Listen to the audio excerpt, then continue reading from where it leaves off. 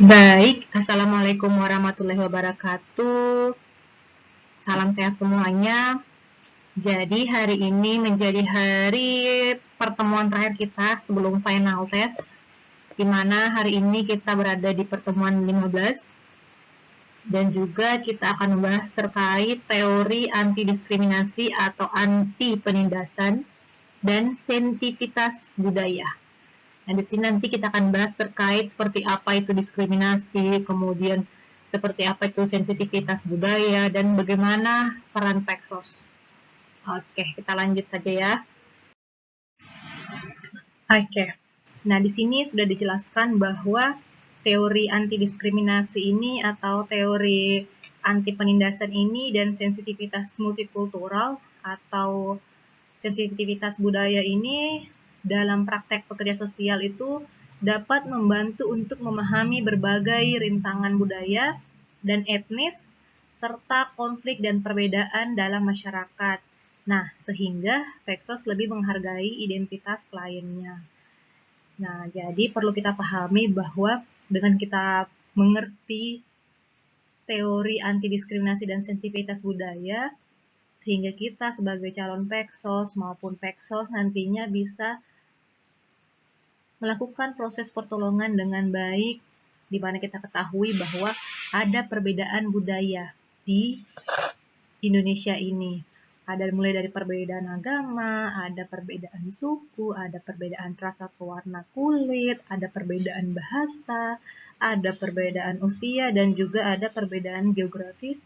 Dan perbedaan-perbedaan ini akan membentuk seseorang menjadi khas atau unik berdasarkan pengalaman atau berdasarkan perbedaan atau apa yang dianut oleh dia sejak kecil. Jadi agama A dan agama B akan berbeda biasanya.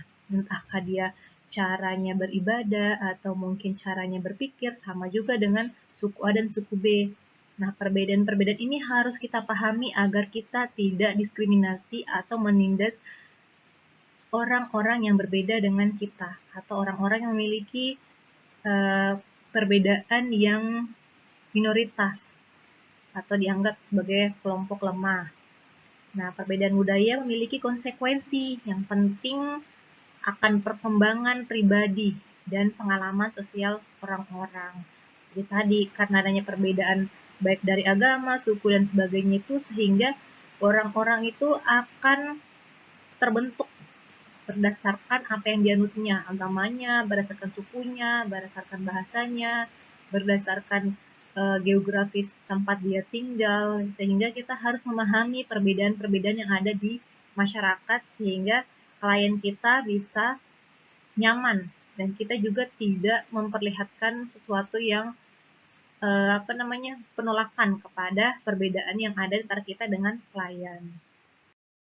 Nah, untuk diskriminasi sendiri, menurut Undang-Undang Nomor 39 Tahun 99 tentang HAM, jadi diskriminasi itu adalah pembatasan, pelecehan, atau pengucilan yang baik langsung maupun tidak langsung dasari karena adanya perbedaan. Nah, kayak tadi, kenapa kita harus paham ada perbedaan? Karena agar kita tidak melakukan diskriminasi, agar kita tidak mengucilkan, tidak melecehkan, tidak membatasi kelompok-kelompok yang berbeda dengan kita. Contohnya karena kita beda agama, akhirnya kita kucilkan atau tidak mau berteman, atau mungkin karena beda budaya, beda suku, atau karena kita dia tua, kita muda, akhirnya perbedaan-perbedaan tersebut membuat kita jadi secara tidak langsung bisa bertindak atau berperilaku diskriminasi, sehingga ada anti diskriminasi atau penolakan diskriminasi, penolakan mengucilkan, seperti itu. Nah, perbedaan-perbedaan apa saja yang tadi saya bilang, agama, suku, ras, etnik, kelompok, golongan, status, mungkin ada yang kaya miskin, ada juga jenis kelamin, perempuan, laki-laki, bahasa mungkin berbeda, keyakinan politik mungkin karena berbeda pemilihan presidennya atau presmanya, akhirnya terjadi diskriminasi di situ. Terus ada hal-hal lain juga yang bisa membuat kita akhirnya berbeda sama orang tersebut begitu. Jadi saat kita berbeda dengan kelompok lain atau dengan seseorang dan akhirnya kita membatasi diri kita melakukan pelecehan kepada dia, kita kucilkan dia, berarti kita telah melakukan tindakan diskriminasi. Nah, diskriminasi berarti mengidentifikasi individu dan kelompok dengan karakteristik tertentu dan memperlakukan mereka secara kurang atau bahkan tidak baik dibandingkan orang atau kelompok dengan karakteristik konvensional.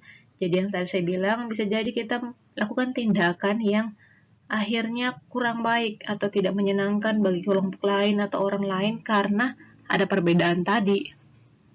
Nah, fokus diskriminasi adalah adanya ketidaksamaan dan ketidakadilan yang dipengaruhi oleh adanya perbedaan dan kedudukan sosial. Jadi kita ingat bahwa diskriminasi itu bisa terjadi kalau adanya ketidaksamaan atau adanya perbedaan atau adanya ketidakadilan. Nah, untuk penyebab terjadinya diskriminasi sendiri, yang pertama adalah faktor kepribadian atau perbedaan individu.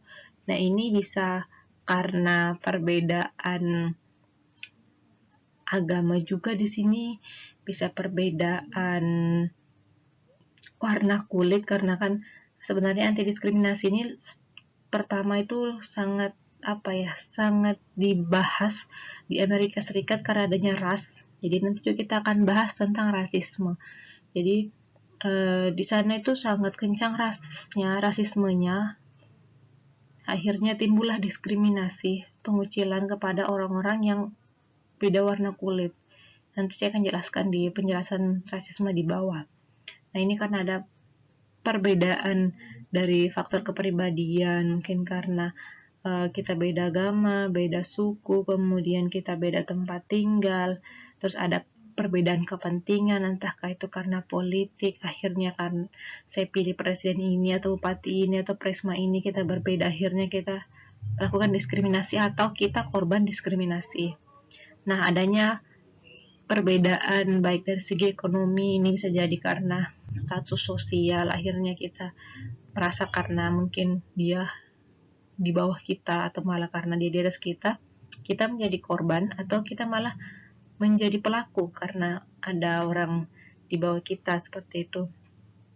Ada juga yang sosial, ini mungkin karena terjadi karena kita tidak kita merasa tidak hampir kayak tidak selevel, tapi bukan alasannya karena ekonomi, tapi mungkin karena tempat tinggal, merasa kayak dia tinggal di tempat kumuh, kita tinggal di tempat elit, akhirnya kita menjadi pelaku diskriminasi.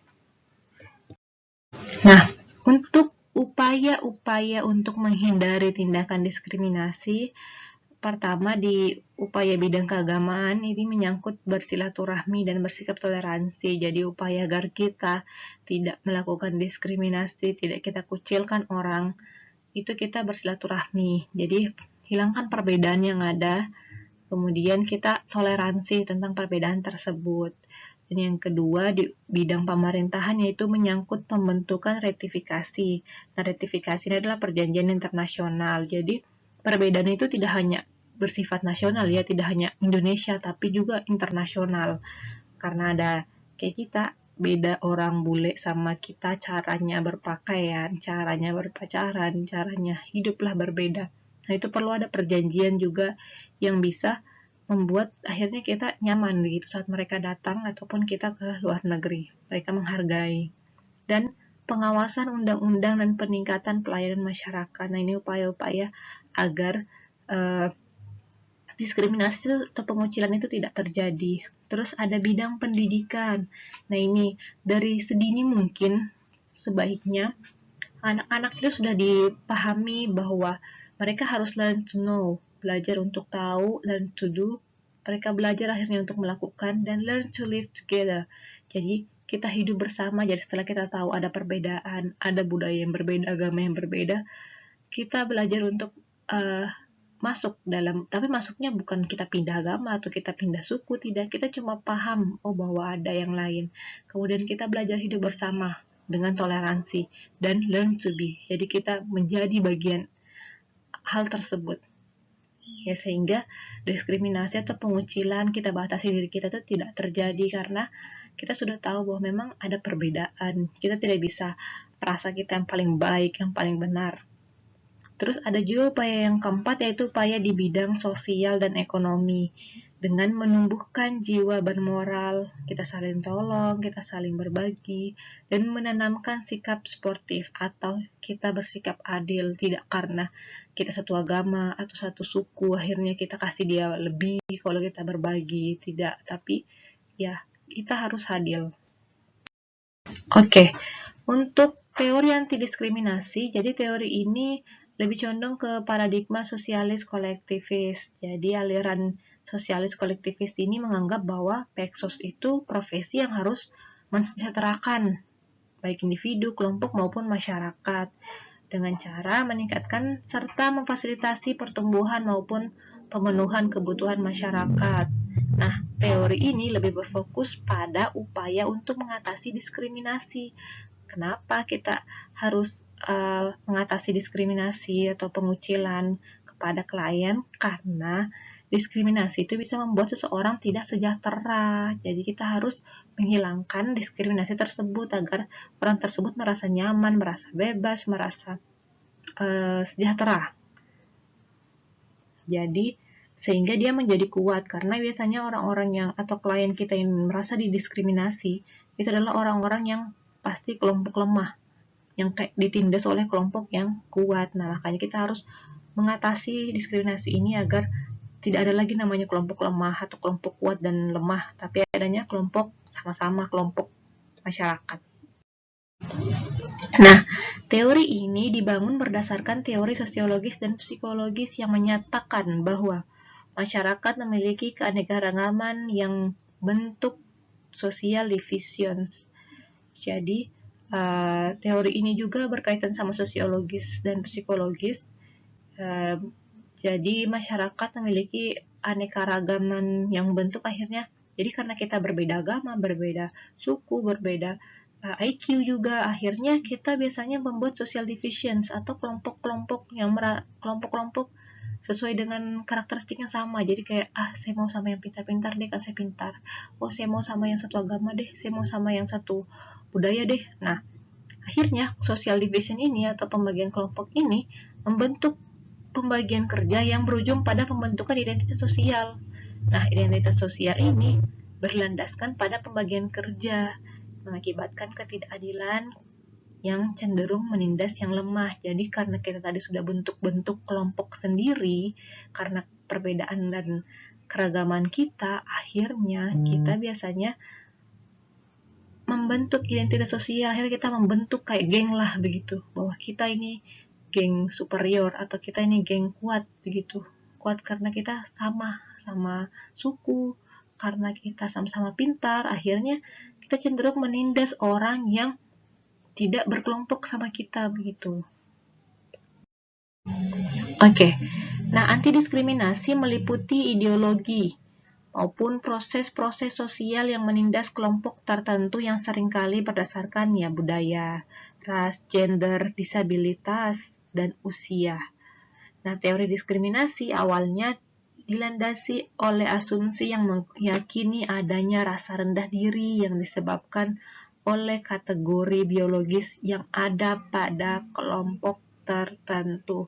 Jadi awalnya teori diskriminasi ini juga muncul, jadi di Amerika Serikat dulu itu kalau ada orang tua yang melahirkan anak disabilitas, mereka kadang kurang mau menerima akhirnya diskriminasi terjadi. Jadi karena mungkin mulai dari orang tuanya mengucilkan anak ini, akhirnya lingkungannya juga tambah mengucilkan karena perbedaan ini sangat nyata di depan mata, kita lihat seperti itu.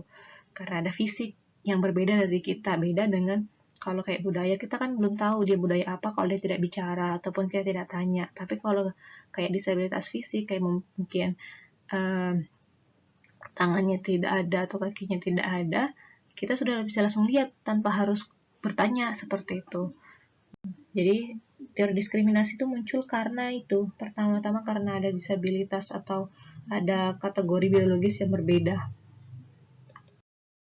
Nah, Selain diskriminasi tadi, kita juga di sini akan bahas tentang teori sensitivitas budaya. Jadi karena adanya perilaku diskriminasi, adanya perilaku penindasan, akhirnya kita perlu sensitif terhadap budaya. Seperti apa itu? Jadi teori sensitivitas budaya atau etnik lebih condong pada paradigma refleksif terapeutik karena mengutamakan menguatkan orang. Jadi di teori ini berlandaskan pada multikulturalisme. Jadi dia berlandaskan kepada budaya-budaya yang meyakini bahwa masyarakat terbentuk dari keanekaragaman budaya yang berupaya untuk menggabungkan budaya-budaya ini dalam membentuk atau mengkonstruksi masyarakat. Nah, teori ini berguna bagi Peksos. Kenapa? Karena dapat mengurangi atau menghindari terjadinya diskriminasi. Dengan kita sensitif terhadap budaya-budaya yang ada, kita agak peka terhadap budaya-budaya yang ada, akhirnya kita tidak melakukan diskriminasi. Kita mengatasi diskriminasi karena kita paham dan akhirnya kita toleransi. Terus kita tidak melakukan penindasan atau ketidakadilan karena kita sensitif, kita peka terhadap budaya. Jadi jangan hanya peka tentang cinta, tentang perasaan cewek atau cowok, tapi peka juga terhadap budayanya orang biar kita toleransi. Nah, di sini kenapa kita harus mengurangi atau mengatasi atau menghindari diskriminasi dengan sensitif atau peka terhadap budaya? Karena diskriminasi ini dapat menyebabkan kemiskinan, kesengsaraan, ketunaan, kebodohan, dan sebagainya. Jadi, yang tadi saya bilang bahwa diskriminasi ini akhirnya dapat membuat orang tidak sejahtera. Makanya perlu kita sensitif atau peka terhadap budaya agar kita toleransi sehingga kita paham bahwa perbedaan itu ada. Yang ini juga kita harus pahamkan ke klien kita. Kalau dia jadi pelaku diskriminasi, kita paham bahwa ada perbedaan. Karena kalau kita terus-menerus melakukan diskriminasi, bisa jadi orang tersebut terkikis lah. Akhirnya menghindar dari kelompok dan akhirnya kesulitan. Dan bisa jadi kemiskinan karena mungkin dia harus pindah rumah atau mungkin pindah sekolah, akhirnya dia sengsara, akhirnya dia jadi tunawisma, bisa jadi tidak punya rumah karena harus pindah. Oke, karena tadi ada diskriminasi yang bisa terjadi di dalam masyarakat atau akan menjadi masalah sosial di sekitar kita, sehingga ada namanya multikultur. Nah, multikultur adalah istilah yang digunakan untuk menjelaskan pandangan seseorang tentang ragam kehidupan di dunia, ataupun kebijakan kebudayaan yang menekankan tentang penerimaan terhadap adanya keragaman tersebut dan berbagai macam budaya yang ada dalam kehidupan bermasyarakat, baik yang menyangkut nilai-nilai, sistem, budaya, kebiasaan, dan politik yang dianut. Jadi, multikultur ini suatu pandangan saat kita melihat seseorang atau saat kalian merasa diri kalian itu sudah bisa menerima tentang keberagaman yang ada di kita atau perbedaan yang ada di kita dengan orang yang di sekitar kita, baik karena perbedaan agama, perbedaan suku, budaya, politik, kebiasaan. Saat kita sudah bisa menerima hal tersebut, berarti kita sudah menjadi seorang yang multikultur atau yang memiliki pandangan tentang keberagaman sehingga kita bisa menerima keberagaman itu tanpa harus merasa tersiksa atau tidak setuju dengan keberagaman yang ada. Nah, oleh karena itu kita sebagai Peksos itu harus memiliki sikap yang multikultural.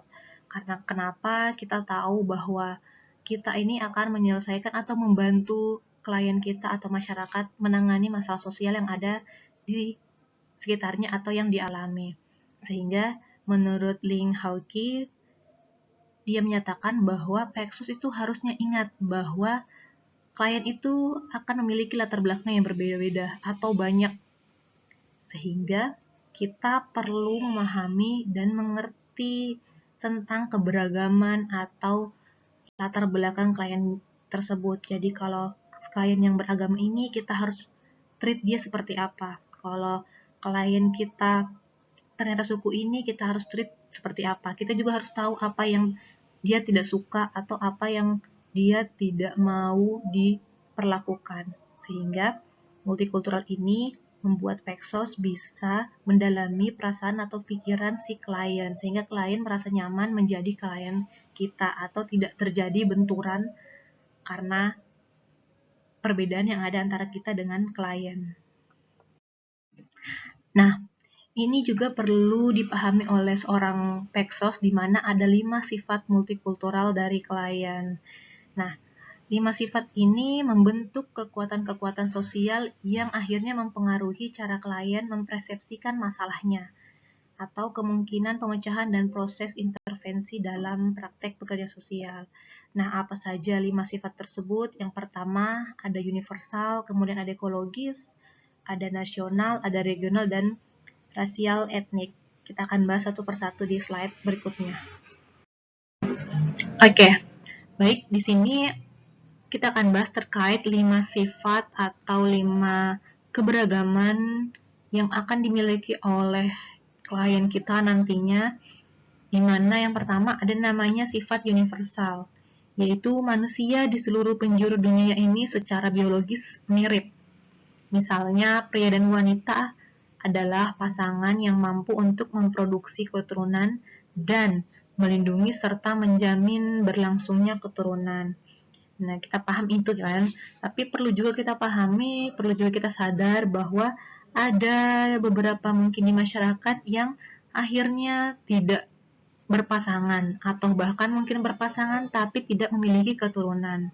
Jadi ini juga perlu kita pahami, ada latar belakang ini sehingga kita tidak bisa langsung menyamakan klien yang datang ini pasti dia orang sudah bersuami atau beristri dan punya anak. Ya, kita perlu tahu dulu, oh ternyata begini klien kita, sehingga kita bisa menyelesaikan atau bahkan berkomunikasi dengan baik dengan klien sehingga tidak menyinggung. Takutnya karena kita menganggap ini semua orang bernikah dan punya anak, ternyata klien kita tidak seperti itu, akhirnya klien kita tersinggung atau akhirnya komunikasi kita tidak enak dengan klien. Jadi perlu kita pahami keberagaman itu. Yang kedua ada sifat ekologis. Nah, kalau ekologis sendiri ini berkaitan dengan tempat manusia atau klien kita itu tinggal.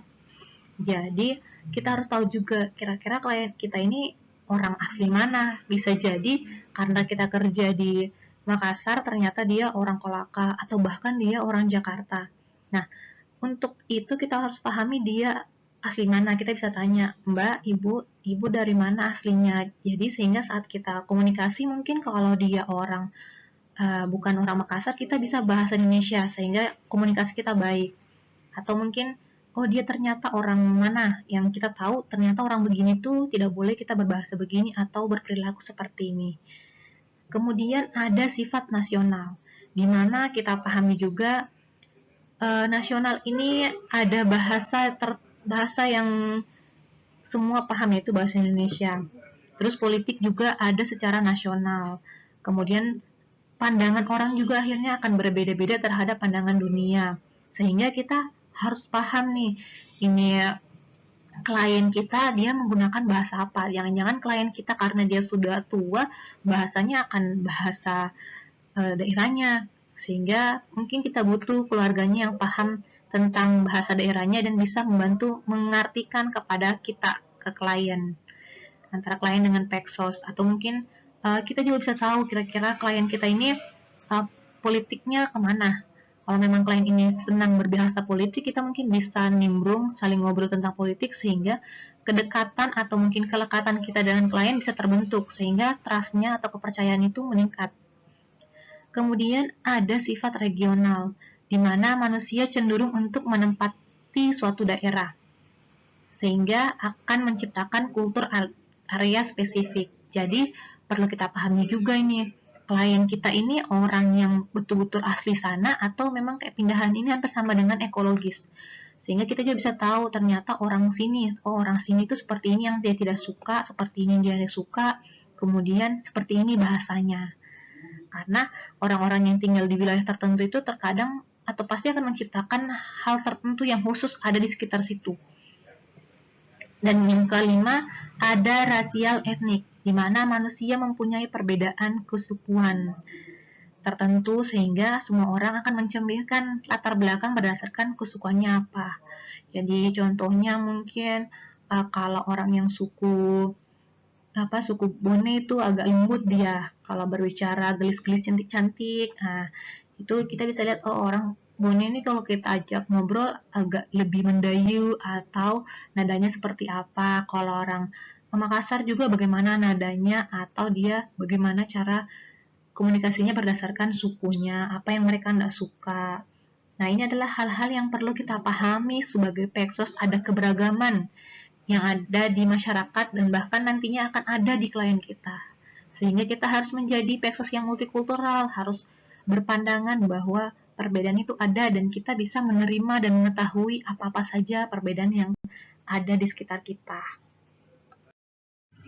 Oke, nah di sini ada prinsip kita sebagai pekerja sosial yang multikultur, di mana yang pertama prinsipnya kita harus sadar diri tentang sejarah kelompok budaya kita sendiri. Jadi selain kita paham tentang budaya orang, kita juga harus paham tentang budaya kita. Kita harus tahu batasan-batasan apa di budaya kita yang tidak bisa dan bisa, kemudian seberapa besar kita bisa toleransi hal itu. Nah, kemudian yang kedua, prinsip yang kedua, kita juga harus sadar diri tentang pengalaman diri kita di lingkungan arus besarnya kulturnya. Jadi juga kita harus mengerti kita ini budayanya seperti apa, terus pengalaman kita sudah banyak belum. Jadi saat kita menangani masalah yang kira-kira klien kita itu memiliki budaya yang sama, kita juga harus lihat sejarah kelompok kita itu apakah sama dengan dia. Mungkin kita satu suku, tapi karena tempat kita berbeda, tempat tinggal kita berbeda, jadi mungkin sejarahnya mereka berbeda dan kita juga berbeda. Mungkin pengalaman dia di tempat tinggal dia juga berbeda dengan kita, sehingga kita juga tidak bisa menyamakan hal-hal yang menurut kita karena kita satu agama, kita satu suku, kita mau menyamakan kita dengan dia, itu juga tidak bisa ya. Kita harus menerima keberagaman walaupun ada persamaan di antara kita. Terus yang prinsip ketiga ada kepekaan konseptual. Jadi kita juga harus peka, harus paham beberapa konsep-konsep kayak teori anti diskriminasi dan sensitivitas budaya. Itu akhirnya setelah kita paham, kita peka, akan meningkatkan kepercayaan diri kita sebagai seorang Pexos dan juga akan meningkatkan nilai-nilai yang kita miliki saat kita melakukan intervensi atau proses pertolongan kepada klien kita. Nah, selain dari kita menerapkan 3 prinsip sebelumnya, kita juga perlu memiliki kompetensi Pexos multikultur. Apa saja? Yang pertama, kita menyadari dan memiliki kepekaan terhadap budayanya. Jadi, selain kita harus sadar, kita juga harus peka terhadap budaya orang di sekitar kita atau budaya yang ada di masyarakat. Kenapa? Agar tidak terjadi miskomunikasi atau ketersinggungan antara kita dengan klien atau dengan masyarakat. Karena ada beberapa hal yang menurut kita biasa saja, tapi itu sangat tidak biasa atau sakral di beberapa budaya atau orang lain. Nah, yang kedua, kita harus menyadari perbedaan. Jadi, kita harus menyadari bahwa kita tinggal di Indonesia dengan berbagai macam suku, berbagai macam bahasa, berbagai macam agama, dan sebagainya, sehingga kita harus menyadari bahwa kita dengan yang lain itu tidak sama. Satu suku, satu agama, dan satu tempat tinggal saja itu bisa jadi berbeda. Contohnya di orang kembar. Satu rumah, tapi bisa jadi dia sikapnya berbeda itu berdasarkan dari lingkungan pertemanannya juga berpengaruh, terhadap didikan orang tua juga berpengaruh, atau dari pelajaran yang dia miliki atau pemikiran yang dia miliki. Kemudian ketiga itu kita harus merasa nyaman dengan perbedaan yang ada, baik antara kita dengan klien atau dengan masyarakat. Agar apa? Agar klien bisa percaya kita, agar juga trust building itu terbentuk dengan sangat baik sehingga keeratan kita dengan klien bisa tercapai dan akhirnya proses pertemuan kita kepada klien itu bisa berjalan lancar tanpa ada kendala. Kemudian kompetensi yang keempat, memiliki informasi yang cukup tentang ciri-ciri khusus dari kelompok atau budaya klien yang kita tangani. Nah, di sini kemampuan Pexos untuk mengasesmen klien itu sangat perlu. Jadi kita perlu sangat mencari tahu, menggali-gali terkait dengan seperti apa klien kita, kemudian kebiasaannya seperti apa, budayanya seperti apa, agar kita enak dalam melakukan proses pertolongan mulai dari intake sampai dengan terminasi. Karena ada beberapa klien kita atau masyarakat memiliki ciri-ciri khas tertentu yang mungkin kita tidak miliki. Oke, lanjut. Kemudian yang kelima, memiliki pemahaman dan keterampilan tentang psikososial terapi. Jadi, kita juga harus punya skill terkait tentang terapi-terapi psikososial terapi apa saja yang bisa kita berikan kepada klien kita jika memiliki masalah yang berkaitan dengan mungkin dia tidak nyaman dengan perbedaan yang ada, bagaimana dia bisa menerima perbedaan yang ada, dan sebagainya. Kemudian, kita juga harus mampu memberikan respon yang tepat, baik secara verbal maupun nonverbal. Jadi, kita juga harus menjadi Pexos yang ramah, kemudian yang humble, dan juga cara bicara kita kepada klien bisa yang positif, yang baik, tidak menggurui, kemudian tidak mendiskriminasi, tidak menjatuhkan. Begitu juga gerak-gerik kita. Jadi, kita tidak bisa menunjukkan hal yang kita tidak suka dari klien, dari gerak-gerik kita yang kayak tidak nyaman. Jadi kita harus belajar dan memberikan respon yang baik kepada klien agar klien nyaman berkomunikasi dengan kita sebagai pekerja sosialnya. Kemudian harus dapat menerima dan menyampaikan pesan secara teliti, tepat, baik maupun secara verbal dan non-verbal. Jadi selain kita bisa memberikan respon tadi, kita juga harus dapat menerima apa respon yang diberikan kepada klien. Apakah klien merasa tidak nyaman, contohnya mungkin klien melihat jam terus atau duduknya sudah bergerak ganti-ganti gaya mungkin karena tidak nyaman atau ingin cepat pulang atau merasa tidak suka. Kemudian juga saat kita menyampaikan pesan, saat kita menyampaikan bagaimana masalah klien, kemudian perlu diintervensi secara apa, opsi apa, rencana apa yang kita tangani, yang perlu kita lakukan, itu harus disampaikan secara teliti dan juga tepat, baik, yang di dalamnya tidak menyinggung apa-apa saja yang klien tidak suka. Jadi, kita memprioritaskan apa yang membuat klien nyaman dan dapat menyelesaikan masalahnya. Seperti itu. Oke, ini ada juga 3 kerangka Pexos yang perlu dipahami oleh semuanya dan perlu diingat terus-menerus bahwa kita itu sebagai pekerja sosial ada 3 kerangka yang perlu dipahami. Yang pertama ada namanya pengetahuan atau knowledge, kemudian ada sikap atau value, dan yang ketiga ada skill atau keterampilan. Nah, untuk menjadi seorang Pexos yang profesional atau bahkan Pexos yang multikultur, yang bisa paham dan bisa menyadari tentang perbedaan, kita tuh harus punya pengetahuan tentang teori, bahkan metode Pexos dan sosial budaya yang ada di sekitar kita. Nah, kenapalah kita perlu mempelajari tentang teori Pexos? Karena teori Pexos ini akhirnya dapat membantu kita nantinya dalam penanganan masalah sosial atau penanganan masalah klien kita. Kemudian kita juga harus punya sikap atau attitude yang terbuka dan toleran terhadap perbedaan. Jadi kita harus bisa terbuka atau toleransi terhadap apa-apa yang mungkin tidak sama dengan kita. Jadi kita tidak bisa memilih-milih klien karena perbedaan yang ada. Jadi kita harus bisa lebih menerima dan juga bisa lebih memahami perbedaan yang ada di sekitar kita. Kemudian ada kerangka keterampilan atau skill.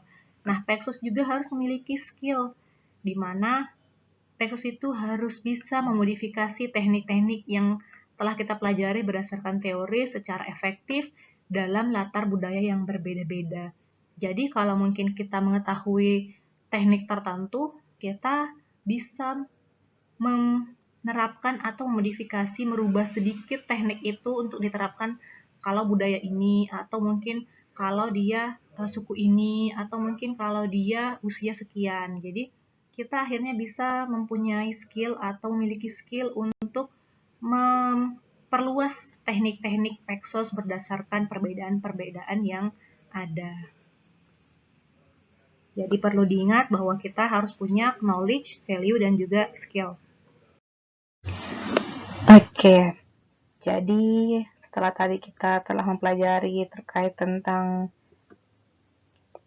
teori dari diskriminasi, yaitu di mana kita harus memahami bahwa ada perbedaan di Indonesia ini, baik perbedaan suku, budaya, agama, dan sebagainya, sehingga akan ada kelompok-kelompok yang terbentuk dan kemudian akan adalah kelompok yang akhirnya lemah atau kelompok-kelompok yang akhirnya berbeda satu sama lain karena latar belakang budayanya, agamanya, kemudian pengalamannya dan sebagainya.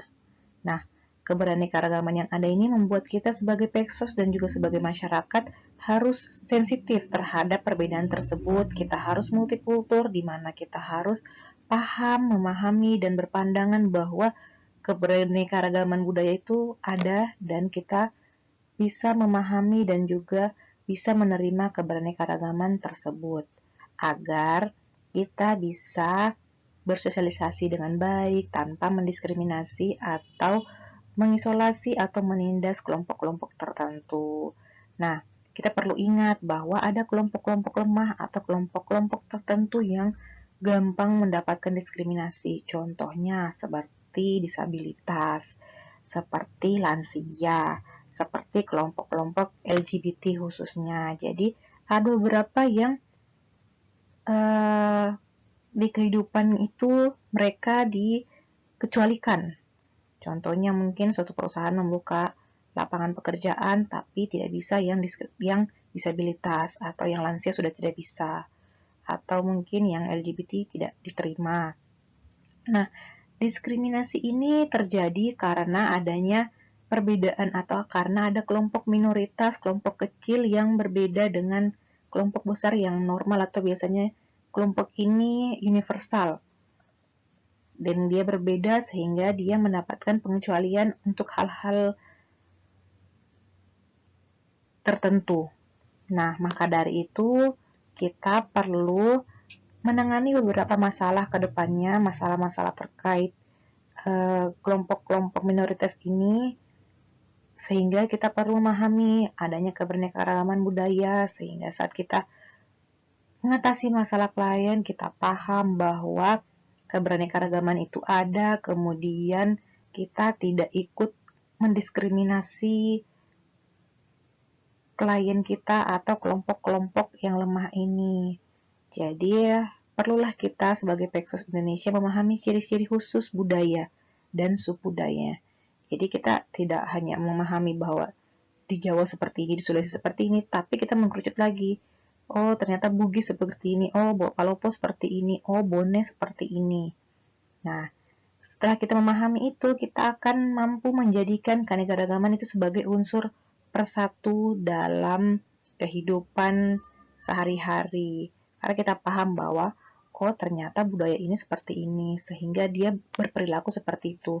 Beda dengan orang yang tidak mengetahui budaya tersebut seperti itu, dia akan berpikiran negatif bahkan mendiskriminasi atau menindas orang-orang tersebut karena merasa kenapa seperti itu, sedangkan saya tidak seperti itu. Padahal memang kenyataannya dia di budayanya seperti itu, sehingga perlulah kita memperbanyak, membaca, kemudian berdiskusi atau jalan-jalan ke beberapa tempat untuk mengetahui budaya-budaya yang ada di Indonesia, sehingga kita tidak salah dalam memperlakukan seseorang atau berperilaku.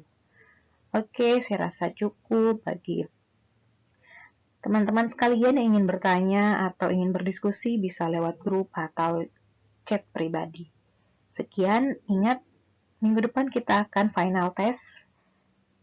Jadi saya mohon untuk dibuka kembali video-video karena nanti ada beberapa soal yang perlu dijawab dari hasil pertemuan sebelumnya yang ada saya upload di YouTube. Oke, sekian. Salam sehat semuanya. Assalamualaikum warahmatullahi wabarakatuh.